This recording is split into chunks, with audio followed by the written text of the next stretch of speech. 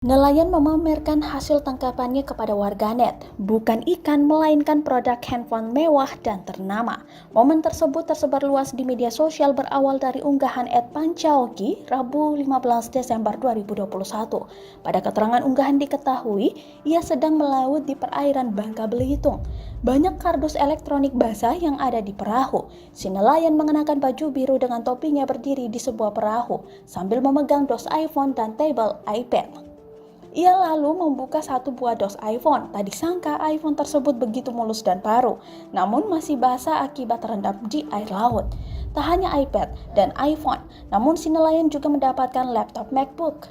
Ia lalu membawa pulang seluruh hasil tangkapannya tersebut ke rumah. Terlihat semua produk yang didapatkan mulus tanpa lecet. Banyak warganet iri melihat keberuntungan nelayan yang tak diketahui namanya tersebut. Pasalnya, 3 produk dari Apple tersebut memang tergolong mahal dan menjadi barang mewah yang digunakan oleh orang-orang kalangan atas.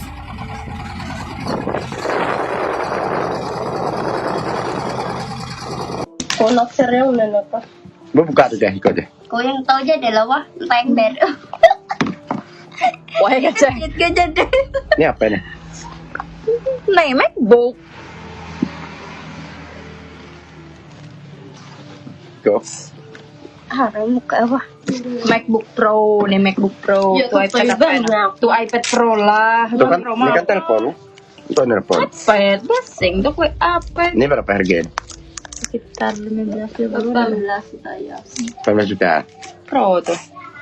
Nih 22 juta. Tatay lang mau datas mo ano. Berapa ya? Ya tatay. Tekan na iPhone iPhone 13 Pro Max. Gimana? Ano si Tutay? Tadi apa? iPhone 13 Pro Max. Lah, kailan bang ulit niya pa ko ano apa juta. Edo. Kurang Kan maya di pamer. kedengar mulai ngedon. iPad Pro. Mak, dibeli orang. Orang yang jual. Orang jual. Orang dapat nih dijual pula. Terima kasih sudah nonton. Jangan lupa like, subscribe, dan share ya.